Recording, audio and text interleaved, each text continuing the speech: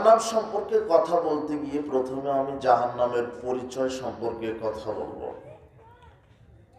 তারপরে কথা হবে জাহান্নামীদের শাস্তির বিবরণ, তারপরে কথা হবে জাহান্নামীদের খাদ্য কি হবে, তারপরে কথা হবে জাহান্নামীদের পানীয় কি হবে, তারপরে কথা হবে জাহান্নামীদের পোশাক কি হবে, তারপরে কথা হবে জাহান্নামীদের শারীরিক আকৃতি কেমন হবে, তারপরে কথা হবে জাহান্নামীদের আফসোস, তারপরে সর্বশেষ কথা হবে জাহান্নামে যাওয়ার কারণ কি।